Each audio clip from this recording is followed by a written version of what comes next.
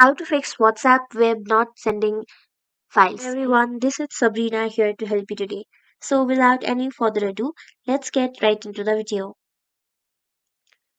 So, first open your browser and then also open WhatsApp web. If you have already opened and the problem still exists, what you will have to do is log out of your account and then re-log in.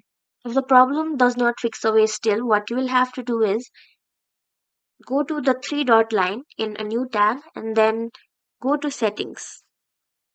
Then go to privacy and security.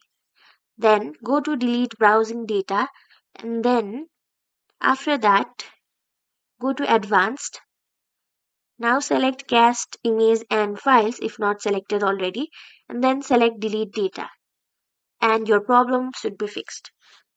So that's it. Thank you for watching this video. Make sure to like, share and subscribe to our YouTube channel. If you got any questions, comment them down and I'll catch you in the next one.